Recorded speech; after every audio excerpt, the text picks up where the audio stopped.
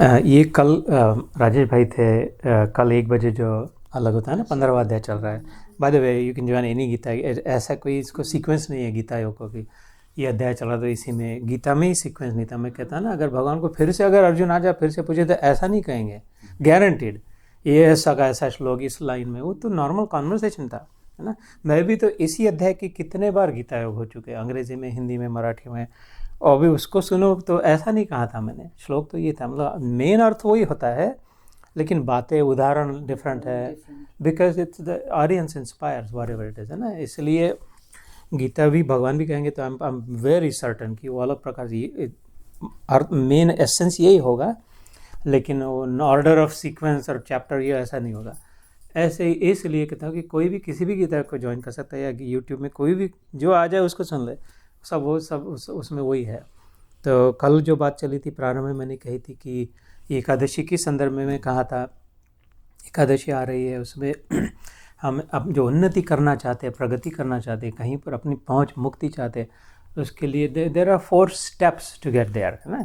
4 Pierre ऊपर, जैसे घर टाउन हाउस में जाते थे 4 चढ़ के फिर अपने घर में एंटर हो जाते हैं, ऐसे समझे। या तो कि पहली होती है श्रुति, श्रुति मतलब सुनना, श्रवण।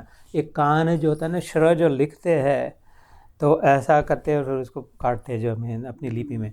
एक कान का ईयर ड्रम होता है ना, इसको अगर देखें साइंस में तो ऐसा गोल करते फिर अंदर में जाता है, जैसे श्र लिखा जाता है। श्रवण मतलब सुनना, श्रुति। तो जैसे जैसे मैं कल कह रहा था, राम जी ने शबरी को जो नवदा भक्ति का उपदेश दिया था, शबरी माँ ने कहा कि जाने से पहले कुछ बताओ।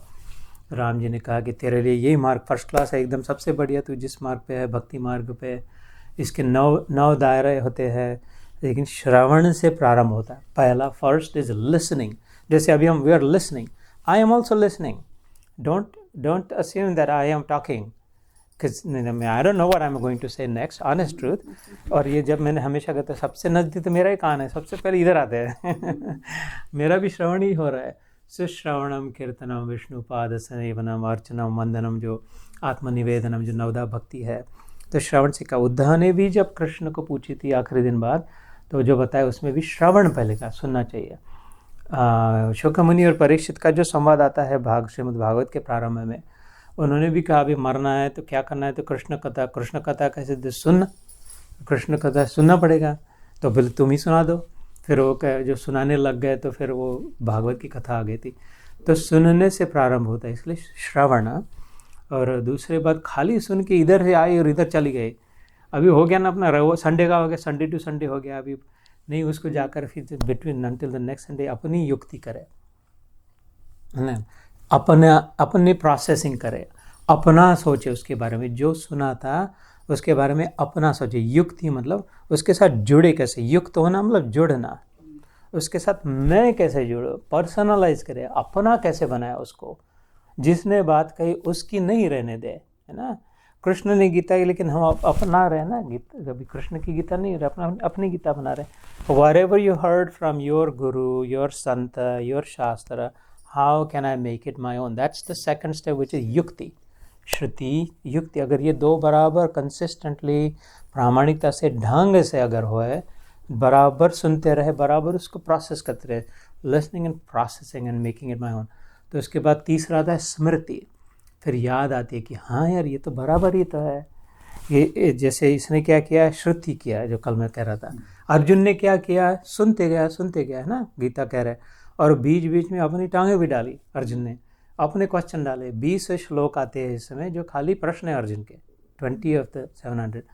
तो और भी लाइक नहीं ऐसा, अभी इस अध्याय का पहला श्लोक प्रश्न तो नहीं, ये भी बोल रहा है वो भी बोल रहा है, इसमें से मेरे लिए कौन सा योग्य है, मैं कैसे समझूँ, is trying to personalise it, है ना। ऐसे श्रुति भी किया उसने, युक्ति भी किया।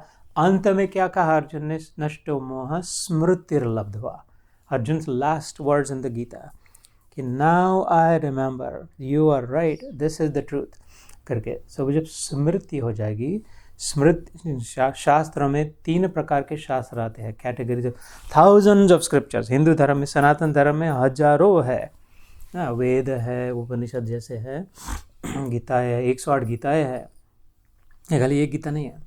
है ना। लेकिन करेक्ट नहीं, जिसको गीता कहते वो एक भगवान ने कही, या स्वयं पद्मनाभस्य, एक ही गीता है जो भगवान ने खुद ने, पूर्ण भगवान ने पूर्ण गीता कही, इसलिए इसको ऊपर उठाते। ऐसे अलग भी गीताएँ है ना। तो जैसे अष्टावक्र गीता है, वो ऋषि थे अष्टावक्र उनके, है ना। अवधूत गीता है, ऐसे अलग अलग प्रकार की गीता है। तो राम गीता है तो भगवान ही थे, उद्धव गीता है वो तो भगवान थे। लेकिन यहाँ पे कहते कि जो पूर्ण रूप से जो भगवान आता है, इस समय जो विश्व रूप दिखाया वो संपूर्ण था, इसलिए इसको मुख्य गीता कही जाती है।